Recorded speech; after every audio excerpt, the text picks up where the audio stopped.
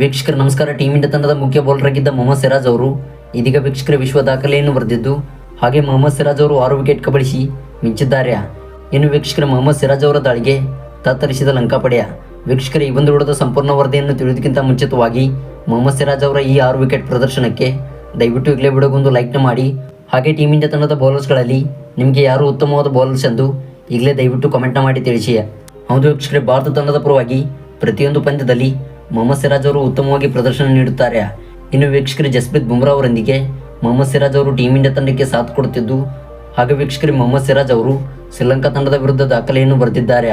ವೀಕ್ಷಕರೇ, ಮೊಹಮ್ಮದ್ ಸಿರಾಜ್ ಅವರು ಹಾಕಿದಂಥ 7 ಓವರ್ಗಳಲ್ಲಿ 3 ಎಕಾನಮಿಯೊಂದಿಗೆ 21 ರನ್ಗಳನ್ನು ನೀಡಿ 6 ವಿಕೆಟ್ ಕಬಳಿಸಿದ್ದಾರೆ. ಇತ್ತ ವೀಕ್ಷಕರೇ 1 ಓವರ್ ಮೆಡನ್ ಮಾಡಿದ್ದು, ಹಾಗೆ 6 ವಿಕೆಟ್ ಪಡೆಯುವ ಮೂಲಕ ಈ ಒಂದು ಪಂದ್ಯದಲ್ಲಿ ಮ್ಯಾನ್ ಆಫ್ ದಿ ಮ್ಯಾಚ್ ಅನ್ನು ಪಡೆದಿದ್ದರು.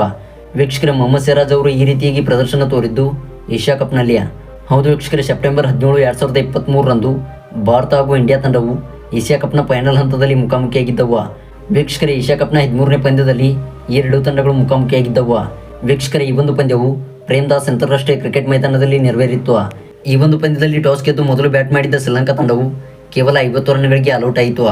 ಹೌದು ವೀಕ್ಷಕರೇ, ಭಾರತ ತಂಡದ ದಾಳಿಗೆ ತತ್ತರಿಸಿದ ಶ್ರೀಲಂಕಾ ಪಡೆಯು ಕೇವಲ 50 ರನ್ಗಳಿಗೆ ಆಲ್ಔಟ್ ಆಗುವ ಮೂಲಕ ಈ ಒಂದು ಪಂದ್ಯದಲ್ಲಿ ಕಳಪೆ ಪ್ರದರ್ಶನ ಕೊಟ್ಟಿತ್ತು.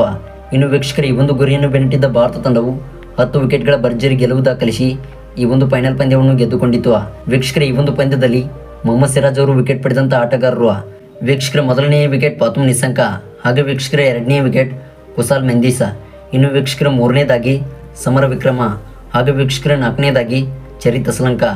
ಇನ್ನು 5ನೇ ವಿಕೆಟ್ ಆಗಿ ಧನಂಜಯ ಡಿಸಿಲ್ವಾ. ಇನ್ನು ವೀಕ್ಷಕರ ಕೊನೆಯ ವಿಕೆಟ್ ಆಗಿ ಶ್ರೀಲಂಕಾ ತಂಡದ ನಾಯಕನಾಗಿದ್ದ ದಶುನ್ ಶನಕ. ವೀಕ್ಷಕರ ಈ ಒಂದು ಪಂದ್ಯದಲ್ಲಿ ಮೊಹಮ್ಮದ್ ಸಿರಾಜ್ ಅವರ ಈ ಪ್ರದರ್ಶನದಿಂದ ಭಾರತ ತಂಡವು 10 ವಿಕೆಟ್ಗಳ ಗೆಲುವು ಸಾಧಿಸಿತು.